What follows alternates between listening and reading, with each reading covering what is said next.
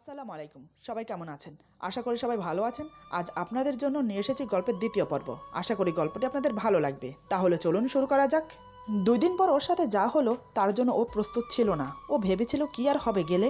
এতক্ষণ আমি চোখ বন্ধ করে ভাবনার মাঝে এতটাই ডুবেছিলাম যে ওরা দুজন যে আমার দিকে অবাক হয়ে তাকিয়ে আছে সেদিকে আমার কোনো খেয়াল নেই।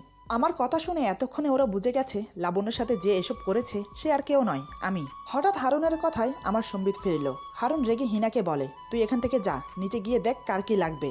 হারুনের কথায় রাগ ঝরে পড়ছে। বুঝতে পারলাম ওর রাগটা আমার উপর, কিন্তু বোনের সামনে আমাকে কিছু বলতে পারছে না। হারুনের কথা মতো হিনা চলে যেতে গিয়েও আবার থমকে দাঁড়ালো। হিনা আমার সামনে এসে দাঁড়িয়ে বলে, আপনার কথা আমি বেশ বুঝতে পারছি যে আপনি সেই ছেলেটা, তবে আপনি কাজটা একটু ভালো করেননি। আর আপনি যে এত নোংরা মনের মানুষ আমি আগে জানতাম না। শুধু আপনি আমার ভাইয়ের বন্ধু বলে কিছু করতে পারছি না।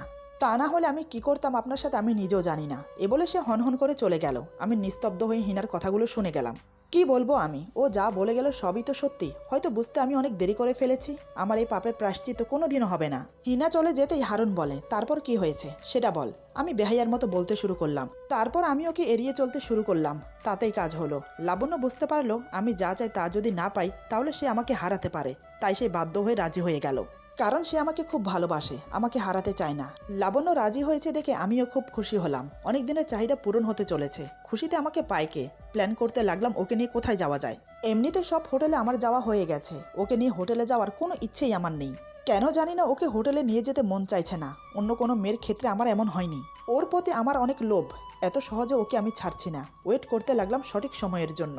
দেখতে দেখতে একটা সুযোগ পেয়ে গেলাম একদিন। মা বাবা দুজনেই নানুর বাড়িতে যাচ্ছে। বাড়ি 1 সপ্তাহের জন্য খালি থাকবে। এটা শুনে তো আমি মহা আনন্দে নাচতে লাগলাম। একদিন দুদিন নয়, পুরো 1 সপ্তাহ। এই 1 সপ্তাহ আমি লাবণ্যকে নিজের করে পাবো। যখন আমি লাবণ্যকে সব খুলে বললাম তখন লাবণ্য আপত্তি জানায়, কারণ একদিন হলে ঠিক আছে। 1 সপ্তাহ প্রতিনিয়ত আসা ঠিক হবে না। মা বাবাকে কি বলবে? যদি মা বাবা জানতে পারে তাহলে তো সর্বনাশ। কিন্তু আমি শোনার পাত্র না। আমার পুরো 1 সপ্তাহেই ওকে চাই। অনেক ভেবে লাবণ্য বলে, ঠিক আছে, দিনে কলেজ ফাঁকি দিয়ে আসা যাবে, মানে 1 সপ্তাহ সে কলেজে যাবে না। কলেজের নাম দিয়ে আমার এখানে চলে আসবে, কিন্তু রাতে সে আসতে পারবে না। অগত্যা কি করার, মেনে নিলাম। কথাই আছে না, নাই মামু থেকে কানা মামু ভালো। দেখতে দেখতে সেদিন চলে এলো। মা বাবা সকাল সকাল নানা বাড়ি চলে গেল। দুপুরের দিকে লাবণ্যকে নিয়ে বাড়িতে এলাম। গেটে দারোয়ান আছে, সে দেখেও কিছু বলল না, কারণ আমাকে কিছু বলার সাহস নেই। লাবণ্যকে সোজা আমি আমার রুমে নিয়ে আসলাম। এই বলে আমি আবার চুপ হয়ে গেলাম। আবার চুপচাপ ভাবতে লাগলাম অতীতের কথা, যে কথাগুলো হারুনকে বলা ঠিক হবে না। লাবণ্যকে রুমে নিয়ে গিয়ে বসতে বললাম। লাবণ্য ভয়ে ভয়ে আমার খাটের এক কোণে বসে পড়ে।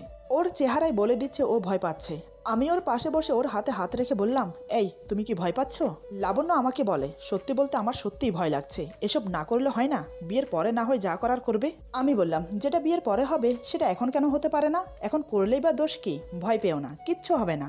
লাবণ্য আমার কথা শুনে মাথা নিচু করে বলে, আমার মুখে ফুটে উঠল রহস্যময় একটা হাসি। আমি উঠে ড্রিঙ্ক বানাতে লাগলাম। এখন শরীরটা গরম হলে খেলা জমবে ভালো। কিন্তু আমার মাথায় এটা আসেনি যে লাবণ্যর সমস্যা হবে কিনা। ড্রিঙ্ক বানিয়ে 2-3 প্যাক মেরে দিলাম। তাতে শরীরটা ঝরঝরে হয়ে উঠল। আমার এসবের অভ্যাস আছে, তাই খেলে মাতাল হওয়ার ভয় নেই। লাবণ্য জানতো না আমি ড্রিঙ্ক করি। সে আজ আমাকে প্রথম দেখছে আমি ড্রিঙ্ক করছি। লাবণ্য অবাক হয়ে বলে, তুমি ড্রিঙ্ক করো? আমি বললাম, করি, তবে সব সময় না, মাঝে মাঝে। আসলে ওকে মিথ্যে বললাম, আমি সবসময় ড্রিঙ্ক করি। যাই হোক, আমি ধীরে ধীরে ওর পাশে গিয়ে বসলাম। ওর পাশে বসতেই সে সরে গেল। আমি ওর কাঁধে হাত দিয়ে নিজের কাছে টেনে নিলাম। লাবণ্য সোজা এসে আমার বুকে পড়ল। আমি বললাম, এই দূরে যাচ্ছ কেন? লাবণ্য বলে, না মানে। আমি ওর ঠোঁটে আঙ্গুল ঠেকিয়ে বললাম, চুপ, এখন আর কোনো কথা নয়। এখন শুধু মন প্রাণ উজাড় করে তোমাকে ভালোবাসবো, যা জমিয়ে রেখেছি তোমার জন্য। এই বলে ধীরে ধীরে ওকে শুইয়ে ওর উপর শুয়ে পড়লাম। বুক থেকে ওড়নাটা সরিয়ে দিলাম। লাবণ্য লজ্জায় চোখ বন্ধ করে নেয়। আমি নেশাকৃত চোখে তাকিয়ে রইলাম ওর বুকের দুটো মাংসপিণ্ডর দিকে। কামিজের গলা বড় হওয়ার কারণে অধিকাংশ অংশ বেরিয়ে আছে। ফর্সা বক্ষজগল দেখে আমার লালসা আরো বৃদ্ধি পেল। 2 হাতে চেপে ধরে মুখ গুজে দিলাম। লাবণ্য আমার ছোঁয়ায় কেঁপে উঠে আমার মাথা চেপে ধরলো। আমি ধীরে ধীরে ওর ঠোঁটে ঠোঁট ডুবিয়ে দিলাম। এক হাতে ওর চুলের মুঠি শক্ত করে ধরে গভীর চুম্বন করতে লাগলাম ওর ঠোঁটে। অন্য হাতে ওর নাভিতে হাত বুলাতে লাগলাম। এক ঝটকা নিজের টি শার্ট ও লাবণ্যর কামিজ খুলে দিলাম। ধবধবে ফর্সা বুকটা এখন উন্মুক্ত আমার সামনে। যত দেখছি তত নেশা ধরে যাচ্ছে আমার। পাগলের মতো ঝাঁপিয়ে পড়ে আদর করতে লাগলাম। একসময় উত্তেজনার চরম সীমায় পৌঁছে গেলাম দুজন। সঙ্গমের প্রস্তুতি নিতেই লাবণ্য আমাকে বাধা দেয়। লাবণ্য বলে, এটা না করলে হয় না? যদি কোনো সমস্যা হয়? আমি ওর ঠোঁটে আলতো করে একটা চুমু দিয়ে বললাম, কিচ্ছু হবে না। প্রথম প্রথম একটু ব্যথা পাবে, পরে ঠিক হয়ে যাবে। আমার কথা শুনে লাবণ্য আশ্চর্য হয়ে যায়। প্রথম প্রথম ব্যথা লাগবে এটা আমি কিভাবে জানলাম? লাবণ্য অবাক হয়ে বলে, এসব তুমি কিভাবে জানো? যারা এসব করে তারাই তো জানে, তোমার তো জানার কথা না? আমি হলাম পাক্কা খেলোয়াড়। মেয়েদেরকে বোকা বানানো আমার ডান হাতের খেল। আমি বললাম, আরে আজকাল এসব সবাই জানে, কারণ ভিডিও দেখে তো তাই। আমার কথা অন্ধের মতো বিশ্বাস করে নিল লাবণ্য। আমি বললাম, এবার তাহলে করি। লাবণ্য কথা না বলে উপর নিচ মাথা নাড়ে। এদিকে আমার তর সইছে না। ওর অনুমতি পাওয়ার সাথে সাথে ঝাঁপিয়ে পড়লাম আমি, যেটা লাবণ্য আশা করেনি। আমিও ভুলে গেলাম ও যে কুমারী, যা করার সাবধানে করতে হবে, কিন্তু আমি ভুলে গিয়ে দ্রুত করতে লাগলাম। তাতেই হলো বিপত্তি। আমার এমন আচরণে লাবণ্য কান্না করে দেয় ব্যথায়। সেদিকে আমার কোনো হোঁশ নেই। আমি তখন ব্যস্ত হয়ে পড়েছি আমার চাহিদা মেটাতে। এদিকে রক্তে ভেসে যাচ্ছে বিছানার চাদর। কিছুক্ষণ কান্না করার পর ও নিজে থেকেই শান্ত হয়ে গেল। বুঝতে পারলাম ওর আর ব্যথা লাগছে না। একসময় ক্লান্ত হয়ে ওর উপর শুয়ে পড়লাম। ওর ঠোঁটে আবার ঠোঁট ডুবিয়ে দিলাম। বেশ কিছুক্ষণ চুম্বন করে ওর পাশে শুয়ে পড়লাম। আমি ওর উপর থেকে সরতেই লাবণ্য উঠে বসলো। একবার আমার দিকে তাকিয়ে আবার নিচের দিকে তাকালো। দেখে বিছানার চাদর রক্তে ভেসে গেছে। এটা দেখে কিছুটা ঘাবড়ে যায়। সে আমার দিকে করুণ দৃষ্টিতে তাকায়। আমি বললাম, প্রথম প্রথম এরকম হয়, চিন্তা করার কিছু নেই। ব্যথার ওষুধ দিয়ে দিচ্ছি, খেয়ে নাও, সব ঠিক হয়ে যাবে। আমার ইচ্ছে ছিল সেদিন আরও করার, কিন্তু লাবণ্যর অবস্থা দেখে আর সাহস হলো না। এভাবে পুরো এক সপ্তাহ সকাল থেকে বিকেল পর্যন্ত আমরা একসাথে থাকতাম। এই 7 দিন আমি একদিনও বাদ দিইনি। প্রতিদিন 2-3 বার করে ওর সাথে মেলামেশা করেছি। সে কখন থেকে অতীতে ডুবে আছে। হারুন আমার মুখের দিকে তাকিয়ে বসে আছে। এতক্ষণ পর্যন্ত আমি চুপ করে আছি দেখে হারুনের বিরক্ত লাগছে। হারুন বলে, তোর কি হয়েছে রে? নিজের পাপের কথা বলতে লজ্জা লাগছে বুঝি? করার সময় তখন লজ্জা লাগেনি? তাহলে বলার সময় কেন লজ্জা লাগছে? তুই যে আমার বন্ধু, এটা ভাবতে এখন আমার ঘৃণা হচ্ছে। তোর মতো একটা নিকৃষ্ট মানুষের সাথে আমি বন্ধুত্ব করেছি? ছি, কিভাবে করলি তুই এসব? আমরা জানতাম তুই শুধু রিলেশন করতি। তুই যে রিলেশনের নাম করে মেয়েদের দেহ ভোগ করতি সেটা জানতাম না। কতগুলো মেয়ের জীবন নষ্ট করেছিস। আচ্ছা, তোর বিবেকে বাঁধেনি এতগুলো মেয়ের জীবন নষ্ট করে এখন বিয়ে করছিস? বিয়ে তো করছিস, কিন্তু এ জীবনে সুখী হতে পারবি না। এতগুলো মেয়ের অভিশাপ তোকে তাড়া করে বেড়াবে। সুখের মুখ তুই এ জীবনেও দেখবি না। তুই যদি আমার বন্ধু না হতি তাহলে এতক্ষণে তোকে মেরে পুঁতে ফেলতাম। ওর কথায় আমি কিচ্ছু মনে করিনি। আমি অন্যায় করেছি সেটা আমি জানি। তার তুলনায় এই কথাগুলো কিচ্ছুই না। তবে ও যে বলল আমি সুখের মুখ কখনোই দেখব না, এটাও ভুল বলল। আমি তো সুখের মুখ দেখে ফেলেছি। আমার মেয়ে অনিফা, আমার কলিজা, সেই তো আমার একমাত্র সুখের লক্ষ্য। আমি হারুনের কথা শুনে মুচকি হাসলাম। হারুন এতে আরও রেগে গেল। হারুন বলে, তুই হাসছিস? আচ্ছা তুই কি রে? আমি বললাম, আমার সুখ, আমার শান্তি, আমার সবকিছু এখন আমার মেয়েকে ঘিরে। হারুন অবাক হয়ে বলে, তোর মেয়ে? কাকে তুই তোর মেয়ে বলছিস? আমি বললাম, অনিফা। এটা শুনে হারুন তেলে বেগুনে জ্বলে উঠল। ফট করে আমার কলার চেপে ধরে বলে, খবরদার, তোর নোংরা মুখে অনিফার নাম আনবি না। ওর দিকে চোখ তুলেও তাকাবি না, তাহলে কিন্তু। আমি ওর হাত ছাড়িয়ে দিয়ে বললাম, আমার মেজাজ ঠান্ডা আছে বলে তুই এমন করতে পারছিস। তা না হলে আমি কি তুই খুব ভালো করেই জানিস। আর বাকি রইল অনিফা। ও তো আমার মেয়ে, আমার ওরজাত সন্তান। আমি ওর বাবা। এটা প্রমাণ করতে 2 মিনিট লাগবে না। তারপর কিছুক্ষণের জন্য চুপ হয়ে গেলাম। হারুন আমার পাশে দাঁড়িয়ে আছে। আমি খুব শান্ত গলায় বললাম, হারুন দেখ, যা হয়ে গেছে তা পাল্টাতে পারবো না। আমি প্রায়শ্চিত্ত করতে চাই। হারুন বলে, কিসের প্রায়শ্চিত্ত করতে চাস? তুই প্রায়শ্চিত্ত করলে কি সবকিছু আগের মতো ঠিক হয়ে যাবে? যতগুলো মেয়ের জীবন নষ্ট করেছিস তাদের জীবন কি আগের মতো হয়ে যাবে?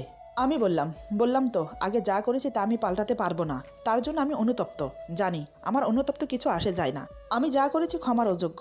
আমি সব ছেড়ে নতুন করে বাঁচতে চাই। হারুন বলে, নতুন করে বাঁচতে চাস মানে? বুঝলাম না। আমি হারুনের হাত ধরে বললাম, হারুন প্লিজ দোস্ত, আমার মেয়েকে আমি চাই। হারুন চট করে নিজের হাত ছাড়িয়ে বলে, এটা কি বলছিস? এটা কখনোই সম্ভব না। অনিফাকে ছাড়া লাবণ্য মরে যাবে। লাবণ্য সবকিছু হারিয়ে অনিফাকে আঁকড়ে বেঁচে আছে। ওর শেষ সম্বলটুকু তুই কেড়ে নিস না, তাহলে ও মরে যাবে। আমি বললাম, আমি যদি লাবণ্যকে বিয়ে করি তাহলে সবকিছু ঠিক হবে না? হারুন বলে, তুই কি বলছিস? অলরেডি তোর এঙ্গেজমেন্ট হয়ে গেছে রোশালির সাথে। তাহলে তুই লাবণ্যকে কিভাবে বিয়ে করবি? আমি বললাম, রোশালির সাথে আমার এঙ্গেজমেন্ট হয়েছে, বিয়ে তো আর হয়নি। আর এমনিতেও ওকে আজ পর্যন্ত আমি স্পর্শ করে দেখিনি। হারুন বলে, এটা কখনোই সম্ভব না। আমি বললাম, কেন সম্ভব না? হারুন বলে, তুই বোঝার চেষ্টা কর। লাবণ্য কখনোই তোকে বিয়ে করবে না। তুই ওর সাথে যা করেছিস তা ও কখনোই ভুলতে পারবে না। আমি বললাম, তোরা যদি আমার পাশে থাকিস, আমাকে যদি সাহায্য করিস, তাহলে আমার বিশ্বাস আমি পারবো। তারপরও যে কোনো মূল্যে হোক আমি আমার মেয়েকে চাই। প্লিজ হারুন, আমাকে সাহায্য কর। হারুন বলে, দেখ, আমার মনে হয় না লাবণ্য তোর কাছে ফিরে যাবে। যে মানুষ একবার ধোঁকা খায় সে মানুষ দ্বিতীয়বার সে ভুল করবে না, আমার মনে হয় না। আমি বললাম, কাউকে দুর্বল করতে হলে সেই দুর্বল জায়গায় হাত দিতে হয়, সেই নিয়ে তুই ভাবিস না।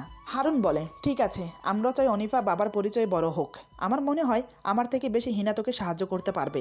দাঁড়া তুই, আমি হিনাকে ডেকে নিয়ে আসি। এ বলে হারুন হিনাকে ডাকতে চলে গেল। কিছুক্ষণ পর হিনাকে নিয়ে উপরে আসে। আমি তখনও ছাদের রেলিংয়ে হেলান দিয়ে দাঁড়িয়ে আছি। তারপর হিনাকে আমি আর হারুন সব বোঝালাম। প্রথমে রাজি হচ্ছিল না আমাকে সাহায্য করবে বলে, পরে অনেক বোঝানোর পর রাজি হলো। হারুন বলে, আমি জানি না কতটা সাকসেসফুল হবে, আমার মনে হয় না লাবণ্য এখনও তোকে ভালোবাসে। হিনা বলে, তোমার ধারণা ভুল ভাইয়া, লাবণ্য আপু এখনও অনি ভাইয়াকে ভালোবাসে। আমি প্রায় সময় দেখি নীরবে বসে কান্না করে। সেটা বাদ দাও, লাবণ্য আপু যে অনি ভাইয়াকে ভালোবাসে তার প্রমাণ অনিফা। দেখো, অনিফার নাম অনি ভাইয়ার নামের সাথে মিলিয়ে রেখেছে, যাতে প্রথম উচ্চারণে অনি ভাইয়ার নাম আসে। ভালোবাসে এখনো, বুঝলে? তবে আমাদের চেষ্টা করতে হবে। এদিকে সেই কখন থেকে রোশালি আমাকে খুঁজে বেড়াচ্ছে। আসার পর থেকে ওর সাথে আমার আর মুলাকাত হয়নি। রোশালি আমাকে খুঁজতে খুঁজতে ছাদে চলে আসে। ছাদে আসার সাথে সাথে হিনার লাস্টের কথাগুলো শুনতে পাই। রোশালি আমাদের দিকে এগিয়ে আসতে আসতে বলে, কে কাকে এখনো ভালোবাসে হিনা? হঠাৎ ওকে দেখে ওর কথা শুনে আমরা তিনজনই থতমত খেয়ে যাই। সব কথা শুনে ফেললো না তো? আমার কোনো ভয় নেই, ওর জানা উচিত সব কিছু। তা না হলে এই বিয়ে ভাঙবো কি করে? আমি বললাম, আসলে তৎক্ষণাৎ হারুন আমার মুখ চেপে ধরে বলে, আরে তেমন কিছু না, আমার এক বন্ধুর কথা বলছি। রোশালি বলে, ব্যাপার কি তোমার অনি? বিয়ে বাড়িতে আসা পর্যন্ত তুমি আমাকে একটুও সময় দিচ্ছ না।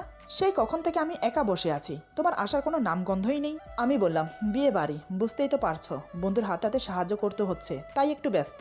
বন্ধুর বোন মানে আমার বোন, বুঝতেই তো পারছো, কিছু মনে করো না তুমি। হঠাৎ রোশালি বলে, অনি তোমার সাথে আমার কিছু কথা আছে। আমি বললাম, কি কথা বলো না। রোশালি বলে, না, খুবই একান্তভাবে কথা বলতে চাই। আমি বললাম, তাহলে পরে শুনি, এখন হাতে কাজ আছে, তুমি বরং হিনার সাথে যাও। হিনাকে ইশারা করলাম ওকে নিয়ে যেতে, ও থাকলে যে কোনো কাজই হবে না আমার কথা মতো রোশালি হিনার সাথে চলে গেল। আমি হাঁপ ছেড়ে বাঁচলাম। হারুন বলে, এবার বল তুই কি করতে চাস? আমি হারুনের হাতে ধরে করুণ সুরে বললাম, দোস্ত তোর হাতে ধরি, রাতে আমি আমার মেয়েকে বুকে নিয়ে ঘুমোতে চাই। এখন আপাতত এটা ব্যবস্থা করে দে, বাকিটা পরে দেখা যাবে। এটা শুনে হারুন বলে, তুই তো দেখছি ঘর পোড়ার ভিতরে আলো পোড়া দিতে বসে আছিস। লাবণ্য যদি জানতে পারে তাহলে কি হবে ভেবে দেখেছিস? আমি বললাম, যা হবার হবে, কিন্তু রাতে আমি আমার মেয়েকে বুকে নিয়ে ঘুমোতে চাই, ব্যাস। এখন কিভাবে ব্যবস্থা করবি সেটা তুই জানিস। হারুন বলে, দাঁড়া দেখছি কি করতে পারি, পরে কিছু হলে কিন্তু আমার দোষ দিতে পারবি না। কিভাবে কি করব সেটা বুদ্ধি করে নিচে চলে গেলাম। আমি মাস্ক পরে এটা সেটা করতে লাগলাম, আর লাবণ্যকে ঘুরে ঘুরে দেখতে লাগলাম। অনিফা ঘুমিয়ে পড়েছে, তাই ওকে দেখতে পাচ্ছি না। কিন্তু নিজের মেয়েকে বুকে নেওয়ার জন্য যে আমি আর ধৈর্য ধরে থাকতে পারছি না। আমার মেয়েটা যে আমাকে অমানুষ থেকে মানুষ করে দিয়েছে একদিনে। অনেকের মুখে শুনেছি যারা ভাগ্যবান তারাই মেয়ের বাবা হয়। জানি না আমার কোন জন্মের পুণ্য এই জন্মে আমাকে দিয়েছে আল্লাহ, তাই তো আমি মেয়ের বাবা হতে পেরেছি। আমার মেয়েটি যে চাঁদের টুকরো, ওর মিষ্টি মুখটা দেখলে যে কলিজাটা ঠান্ডা হয়ে যায়। একটা মানুষ শোধরানোর পেছনে কারোর হাত থাকে, যদি তাই হয়ে থাকে তাহলে বলবো আমাকে শোধরানোর পেছনে আমার মেয়ের হাত। একসময় গায়ে হলুদের পর্ব শেষ হলো, দেখতে দেখতে গায়ে হলুদের মেহমান সব চলে গেল। লাবণ্য খুব টায়ার্ড, তাই সে সবকিছু বুঝিয়ে দিয়ে ঘুমোতে চলে গেল নিজের রুমে। তার আগেই আমি রুমে প্রবেশ করে লুকিয়ে আছি, কারণ এছাড়া কোনো উপায় ছিল না। লাবণ্য জানতে পারলে আমাকে তো রুমে প্রবেশ করতেই দেবে না, না জানি আরো কি কি করে বসে। এরপর ওয়েট করছি লাবণ্য ঘুমানোর জন্য। প্রায় অনেকক্ষণ সময় লাগলো লাবণ্য ঘুমোতে। লাবণ্য ঘুমানোর সাথে সাথে আমি এসে বিছানায় শুয়ে পড়লাম। আমার কলিজার টুকরোকে আমার বুকের উপর শুইয়ে ঘুমিয়ে পড়লাম। আমার মেয়ে সারা রাত আমার বুকে ছিল, কি শান্তভাবে ঘুমিয়েছে, একটুও নড়াচড়া করেনি। লাবণ্য আমার পাশে। আজ লাবণ্য আমার পাশে থাকা সত্ত্বেও আমি ওকে ছুঁয়ে দেখিনি, শুধু ওর মাথায় হাত বুলিয়ে কপালে একটা চুমু দিয়েছিলাম। ওর দিকে তাকিয়ে মুচকে এসে বললাম, তোমাকে অসংখ্য ধন্যবাদ আমাকে একটা মেয়ে উপহার দেওয়ার জন্য। তার জন্য তোমাকে আমি মাথায় করে রাখবো। এবার শুধু ভালো ভালো তোমাকে বিয়ে করে নেই, তারপর দেখো সব ঠিক হয়ে যাবে। সত্যি কি সব ঠিক হয়ে যাবে? কিন্তু মানুষ যা ভাবে তা কি হয়? যত সহজে আমি কথাগুলো ভেবে বলে ফেললাম, সত্যি কি ততটা সহজ মানুষের জীবন? না, জীবন চলার পথ কতটা কঠিন সেটা পদে পদে বোঝা যায়। যাই হোক, সারা রাত মেয়েকে বুকে নিয়ে লাবণ্যর পাশে শুয়েছিলাম। সকালে আমার আগে লাবণ্যর ঘুম ভাঙলো। আড়মোড়া ভেঙে উঠে বসে মেয়ের দিকে তাকাতেই প্রথম ধাক্কা খেলো। বিস্ফারিত চোখে বিস্ময় অবাক হয়ে তাকিয়ে আছে। চোখ মুছে আবার দেখতে লাগলো, না, ভুল দেখছে না। লাবণ্য দেখলো মেয়েকে বুকে নিয়ে শুয়ে আছি আমি, কিন্তু আমি কিভাবে এখানে এলাম সেটাই ওর মাথায় আসছে না। কয়েক মুহূর্তের জন্য বাকরুদ্ধ হয়ে গেল, বলার ভাষা হারিয়ে ফেললো। এই সেই লোক যে কিনা আমার সাথে ফ্লর্ট করেছে। আমি তো তাকে ভুলতে শুরু করেছি, তাহলে কেন আবার দেখা দিল? কি চাই ও আবার? কিন্তু অনিফাকে এভাবে বুকে নিয়ে ঘুমোচ্ছে কেন, আর বন্ধ করে এলোই বা কি করে? কিছুই মাথায় আসছে না আমার। কোথাও এমনটা না তো অনিফা ওর মেয়ে সেটা জেনে গেছে তাই ওকে নিতে আসছে? এটা মনে আসতে ওর বুকটা কেঁপে উঠলো। আমার দিকে তাকিয়ে বসে বসে এসব ভাবছিল লাবণ্য। এসব ভেবে হঠাৎ আমার বুক থেকে অনিফাকে কেড়ে নিল। ঘুমন্ত অনিফার ঘুম ভেঙে গেল, সাথে আমারও। হঠাৎ ঘুম ভেঙে যাওয়ার কারণে অনিফা কেঁদে ওঠে। লাবণ্য অনিফাকে বুকের সাথে শক্ত করে জড়িয়ে ধরে শান্ত করার চেষ্টা করে, আর আমার দিকে তাকিয়ে আছে রাগান্বিত ভাবে। এমন ভাবে তাকিয়ে আছে মনে হচ্ছে আমাকে এখনই গিলে খাবে। তখন আমার ঘুমের রাশ কাটেনি, এখনো ঘুম ঘুম পাচ্ছে আমার। তারপরও ঘুমন্ত অবস্থায় উঠে বসলাম। লাবণ্য তখন আমার দিকে তাকিয়ে আছে। কিছুক্ষণ সময় এভাবে অতিবাহিত হয়ে গেল। আমি চোখ খুলে দেখি লাবণ্য আমার দিকে তাকিয়ে আছে সেই একইভাবে। ওর চোখ থেকে যেন ঘৃণা ঝরে পড়ছে। আমি ঘুম ঘুম ভাব নিয়ে বললাম, অমন করে কি দেখছো? এমন মনে হচ্ছে আজ তুমি আমাকে প্রথম দেখছো। এবার লাবণ্য চেঁচিয়ে বলে, আপনি আপনি এখানে কি করছেন, আর বন্ধ ঘরের ভিতরে কিভাবে এলেন, কেন এসেছেন আপনি? আমি বললাম, আরে তুমি আমাকে তুমি না বলে আপনি বলছো কেন? তুমি তো আগে আমাকে তুমি করেই বলতে, তাহলে আজ হঠাৎ আপনি কেন বলছো? লাবণ্য বলে, কে আপনি? কেনই বা আমি আপনাকে তুমি করে বলবো? আমি আপনাকে চিনি না, দয়া করে এখান থেকে বেরিয়ে যান। বিয়ে বাড়ি, লোকজন জানাজানি হয়ে গেলে কেলেঙ্কারি হয়ে যাবে, সব হারিয়ে যতটুকু সম্মান নিয়ে বেঁচে আছি সেটাও থাকবে না, প্লিজ আপনি এখান থেকে যান। আমি বললাম, আমার কথা ছাড়ো, আমার মেয়েটা কান্না করছে, আগে ওকে শান্ত করো, না হলে আমাকে দাও, আমি বাইরে থেকে ঘুরিয়ে নিয়ে আসি। আমার মুখে আমার মেয়ে কথাটা শুনে লাবণ্য বেশ অবাক হয়। লাবণ্য ভেবে পাচ্ছে না আমি জানলাম কি করে অনিফা আমার মেয়ে। লাবণ্য মনে মনে ভয় পেতে লাগলো। লাবণ্য কাঁপা কাঁপা গলায় বলে, আপনাকে কে বলেছে ও আপনার মেয়ে? ও শুধু আমার মেয়ে। আপনার মতলব কি বলুন তো? আপনি এখানে কেন এসেছেন? আমার জীবনটা নষ্ট করে শান্তি পাননি? আমি তো আপনার পথ থেকে সরে এসেছি, তাহলে কেন আপনি আবার দেখা দিলেন? আমি বললাম, আহা লাবণ্য, তোমাকে আমি পরে সব খুলে বলছি, তুমি আগে আমার মেয়েটাকে শান্ত করো। দেখো না আমার কলিজাটা কিভাবে কান্না করছে, ওর কান্না যে আমার সহ হচ্ছে না। লাবণ্য আমাকে আর কিছু বলে না, আমার থেকে মুখ ফিরিয়ে অন্যদিকে ঘুরে বসে। তারপর আমার মেয়েকে বুকের দুধ খাওয়াতে লাগলো, শাড়ির আঁচল দিয়ে মাথা ঢেকে দিল, তাই কিছু চোখে পড়ছে না। কিন্তু আমি ওকে ঝুঁকে মারতে লাগলাম একটু দেখতে আমার মেয়ে কিভাবে দুধ খায়, কিন্তু না, কোনোভাবেই কিছু দেখতে পারছি না। আমার মেয়ে দুধ খাচ্ছে আর পা ধরে খেলছে, কি সুন্দর লাগছে। এদিকে লাবণ্যর চোখে পড়লো আমি উসখুস করছি। লাবণ্য বলে, কি ব্যাপার, আপনি এমন করছেন কেন? আপনাকে না বললাম এখান থেকে যেতে? দ্বিতীয়বার আপনার চেহারা দেখাবেন না আমাকে, কারণ আমি আপনাকে ঘৃণা করি। আপনার ছায়া যেন আমার মেয়ের উপর না পড়ে। অন্য সময় কেউ যদি আমাকে কোনো কটু কথা শোনাতো তাহলে তার উপযুক্ত শিক্ষা তাকে আমি দিতাম, কিন্তু এখন লাবণ্যর কথা আমার এই কান দিয়ে ঢুকে ওই কান দিয়ে বেরিয়ে যাচ্ছে। আমি লাবণ্যর কথার কোনো উত্তর দিলাম না। আমার ধ্যান জ্ঞান আমার মেয়ের দিকে, সে কিভাবে নিজের পা নাড়িয়ে হাত নাড়িয়ে খেলছে সেটাই আমি মুগ্ধ হয়ে তাকিয়ে দেখছি। আমার মুখে হাসি, এসব দেখে লাবণ্যর মেজাজ আরো গরম হয়ে গেল। এবার লাবণ্য আমাকে ধাক্কা দিয়ে বলে, কি ব্যাপার, আপনি আমার কথা শুনতে পাচ্ছেন না? এই রুম থেকে বেরিয়ে যান। কি চান আপনি? আর আপনি কিভাবে জানলেন আমি এখানে আছি? কে বলেছে আপনাকে অনিফা আপনার মেয়ে? লাবণ্যর কথায় লাবণ্যর ধাক্কায় আমার মাঝে কোনো ফারাক পড়লো না। এমন ছেলে আমি কারোর কটু কথা শোনার পাত্র না। কেউ কিছু বললে তার মুখ্যম জবাব দেই আমি। সেই ছেলে আজ এতটা শান্ত কিভাবে হলাম সেটাই ভাববার বিষয়। লাবণ্যর কথায় আমি মুচকি এসে বললাম, আহ লাবণ্য, এমন করছো কেন? দেখছো না আমার মেয়ে দুধু খেতে খেতে পা নাড়িয়ে খেলছে, আমাকে দেখতে দাও। আর বাকি রইল তোমার প্রশ্নের উত্তর, সব আমি দেব, একটু ধৈর্য ধরো। লাবণ্য চেঁচিয়ে বলে, আমি কোনো কথা শুনতে চাই না, আমি চাই আপনি এখান থেকে চলে যান। দ্বিতীয়বার আপনি আমার সামনে আসবেন না, আপনার এই চেহারা আমি দেখতে চাই না। আপনার ছায়া যেন আমার মেয়ের উপর না পড়ে। কেনই বা দেখা দিলেন আপনি? আমি তো আপনাকে ছাড়া আমার মেয়েকে নিয়ে দিব্যি ছিলাম। লাবণ্যর কথা শুনতে শুনতে আমার মেজাজ গরম হয়ে উঠল। কতক্ষণ ধৈর্য ধরে চুপ করে থাকা যায়, আর পারলাম না। আমি রাগে চেঁচিয়ে বললাম, এই আর কিছু বলা হলো না, তার আগে হঠাৎ দরজা কেউ ধাক্কা দিচ্ছে। মনে হয় হিনা, নয়তো হারুন, হয়তো দুজন একসাথে। আমি ওর দিকে চোখ রাঙিয়ে তাকিয়ে গিয়ে দরজা খুলে দিলাম। দেখি আমার ধারণাই সত্যি, হারুন হিনা দুজনেই দরজার বাইরে দাঁড়িয়ে আছে। লাবণ্য রুমে আমাকে দেখে ওরা দুজন মুখের ভাব এমন করলো যেন ওরা কিছুই জানে না। আমি কিছু বলতে যাব তার আগে হিনা বলে, কি ব্যাপার অনি ভাইয়া, লাবণ্য আপুর রুমে আপনি কি করছেন, তাও আবার দরজা লাগিয়ে? আমি তো আহামকের মতো তাকিয়ে আছি, এটা কি হলো? হারুন বলে, হ্যাঁ রে, হিনা তো সত্যি কথাই বলছে, তুই লাবণ্যর রুমে কি করছিস দরজা লাগিয়ে? তারপর লাবণ্যর দিকে তাকিয়ে বলে, লাবণ্য তুই ওকে চিনিস নাকি? আমি জায়গায় বোকা বনে গেলাম, এরা সবটা জেনেও না জানার ভান কেন করছে? এদিকে লাবণ্য মনে মনে ভাবছে, মনে মনে যেটার ভয় পেয়েছিলাম সেটাই হলো। এই লোকটা আমার মান সম্মান সব ধুলে মিশিয়ে দিল, কেন এমন করছে লোকটা? হারুন বলে, কিরে লাবণ্য, কথা বলছিস না কেন? তুই অনেককে চিনিস? লাবণ্য এবার কোনো রকম নিজেকে সামলিয়ে বলে, না, জানি না কিভাবে রুমে ঢুকেছে। কাল রাতে ঘুমানোর সময় তো দরজা বন্ধ করেই ঘুমিয়েছিলাম। সকালে ঘুম থেকে উঠে দেখি এই লোকটা আমার পাশে ঘুমোচ্ছে, জানি না কি করে এলো। তখন থেকে জিজ্ঞেস করছি, কিছু বলছেই না। লাবণ্যর কথা শুনে আমি মনে মনে হাসলাম। মনে মনে বললাম, তুমি দেখছি আগের মতো বোকাই থেকে গেলে লাবণ্য, সব সত্যি কথা বলে দিলে। সত্যি কথা বলে যে তুমি আমার রাস্তা ক্লিয়ার করে দিলে। লাবণ্যর মুখে সব শুনে হিনা ও হারুন অবাক হয়ে তাকিয়ে আছে। ওরা চোখে মুখে এমন ভাব ফুটালো মনে হচ্ছে যা হয়েছে সব লাবণ্যর দোষ। হারুন অবাক হয়ে বলে, এটা কিভাবে সম্ভব? দরজা বন্ধ থাকলে কেউ কিভাবে রুমে প্রবেশ করতে পারে? এটা তো পুরোই অসম্ভব। হিনা বলে, সত্যিই তো, বন্ধ দরজা থাকা অবস্থায় কেউ কিভাবে রুমে প্রবেশ করতে পারে? কেউ যদি তাকে রুমে প্রবেশ করতে সাহায্য না করে? লাবণ্য হিনার কথা বুঝতে পেরে বলে, তুই কি বলতে চাইছিস? আমি এই লোকটাকে রুমে প্রবেশ করতে দরজা খুলে দিয়েছি? আমার কি মাথা খারাপ?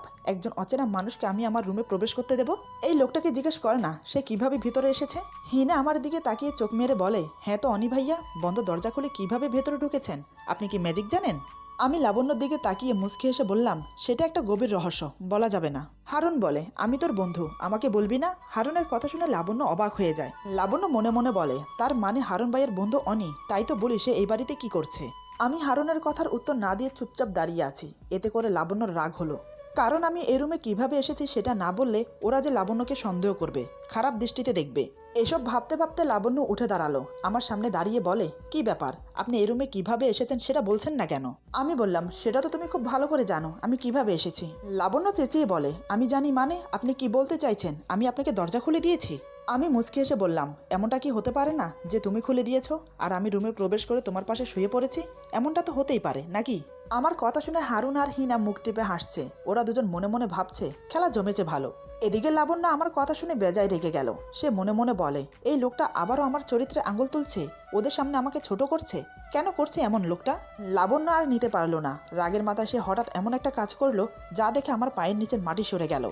হিনা হারুন তো দুজনেই ভেবাচাকা খেয়ে গেল। এমনটা করবে আমরা ভাবতে পারিনি। আমি এটার জন্য প্রস্তুত ছিলাম না, সত্যি বলতে। ও হঠাৎ এমন করবে আমি বুঝতেই পারিনি। এরপর যা হলো। আজকের গল্প এখানে সমাপ্ত। গল্পের বাকি অংশ পেয়ে যাবেন আগামী পর্বে। আশা করি গল্পটি আপনাদের ভালো লাগবে। যদি ভালো লাগে তাহলে লাইক, কমেন্ট এবং সাবস্ক্রাইব করে আমাদের পাশে থাকুন। আর কমেন্ট করতে ভুলবেন না। সবাই ভালো থাকবেন, সুস্থ থাকবেন। আল্লাহ হাফেজ।